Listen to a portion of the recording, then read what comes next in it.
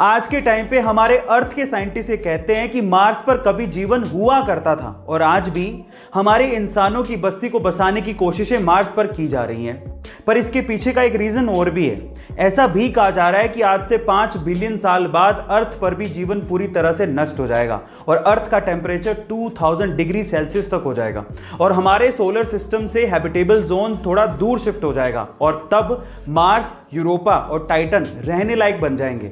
और may be ये भी हो सकता है कि इंसानों की बस्ती तब मार्स, यूरोपा और टाइटन में शिफ्ट भी हो जाए और तब मार्स के साइंटिस्ट ये कहा करेंगे कि कभी ऐसा वक्त था जब अर्थ पर जीवन हुआ करता था। गाइस, आपको ये इंफॉर्मेशन कैसी लगी कमेंट सेक्शन में जरूर लिखिएगा और ऐसे अमेजिंग वीडियोस ऐसे तो आपने सुना ही होगा कि चांद धरती से धीरे धीरे दूर जाते जा रहा है, पर अगर चांद पूरी तरह से गायब हो गया तो हमारी धरती का और हमारा क्या होगा? क्या आपने कभी सोचा है? चलिए मैं आपको बताता हूं। देखिए, अगर चांद पूरी तरह से गायब हो गया तो धरती का घूर्णन 3 से 4 गुना हो जाएगा, जिसकी वजह से हमारे दिन 6 घंटे के ही रह जाएंगे, यानी कि छोटे हो जाएंगे।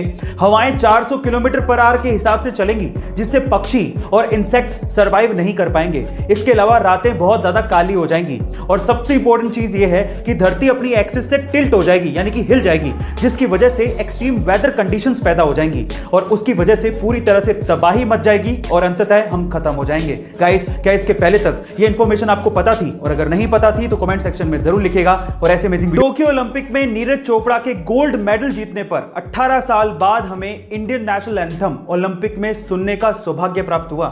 लेकिन सवाल यह है कि नेशनल एंथम की शुरुआत सबसे पहले किसने की? चलिए मैं आपको बताता हूं। सबसे पहले नेशनल एंथम की शुरुआत करने वाला देश था जापान। लेकिन मैं आपकी जानकारी के लिए आपको बता दूं कि ग्रीस ऐसा देश है जिसका नेशनल एंथम सबसे लंबा है। युगांडा ऐसा देश है जिसका नेशनल एंथम सबसे छोटा है। लेकिन साइप्रस ऐसा देश है जिसका नेशनल एंथम है ही नहीं, पर इंडिया, इसका नेशनल एंथम सबसे निराला है। गाइस, आपको इंफॉर्मेशन कैसे लगी कमेंट सेक्शन में जरूर लिखिएगा। और अक्सर सड़क किनारे आपने ये देखा होगा कि ट्रैफिक पुलिस वाले आपकी गाड़ी की चेकिंग करने के लिए आपको रोककर सबसे पहले आपकी गाड़ी की चाबी निकालते हैं और हम लोग ये सोचते हैं कि शायद चेकिंग के दौरान पुलिस को यह अधिकार होगा कि वो हमारी गाड़ी की चाबी निकाल सकते हैं, लेकिन ऐसा कुछ नहीं है। मोटर वाहन एक्ट के तहत उनको ऐसा कोई अधिकार नहीं दिया गया है और यह गैर कानूनी है।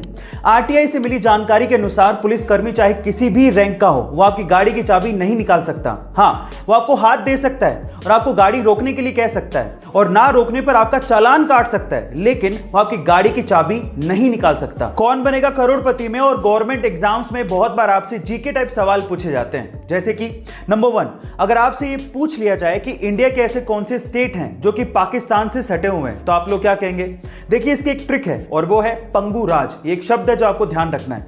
पंगु राज में पंग का मतलब पंजाब, गु का मतलब गुजरात, रा का मतलब राजस्थान और ज का मतलब जम्मू कश्मीर। ऐसे अगर आपसे पूछ लिया जाए कि इंडिया के ऐसे कौन से स्टेट हैं जो कि भूटान से सटे हुए हैं, तो आप लोग क्या कहेंगे?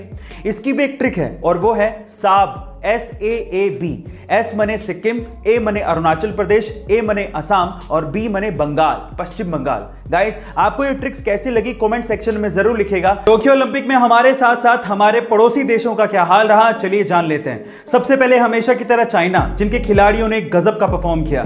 चाइना ने टोक्यो ओलंपिक में 38 गोल्ड, 32 सिल्वर और 18 ब्रोंज मेडल जीतकर टोटल 88 मेडल के साथ अमेरिका के बाद दूसरा स्थान हासिल किया। उसके बाद आता है नंबर इंडिया का। इंडिया ने 1 गोल्ड, 2 सिल्वर और 4 ब्रोंज मेडल जीतकर टोटल 7 मेडल के साथ 48वां स्थान हासिल किया। लेकिन इसके अलावा पाकिस्तान, बांग्लादेश, भूटान, नेपाल, श्रीलंका, इनमें से किसी भी देश के किसी भी खिलाड़ी ने ओलंपिक में एक भी मेडल नहीं जीता।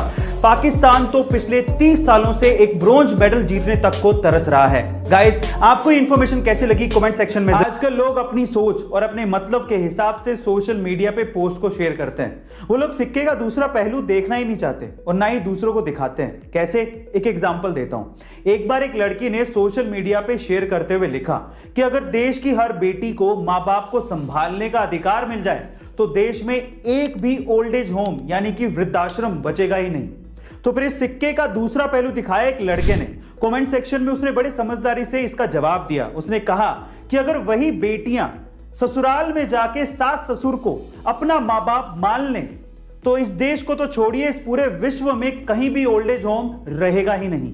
गाइस, सिक्के के 2 पहलू होते हैं और इस बात के भी 2 पहलू थे। आपका इसके बारे में क्या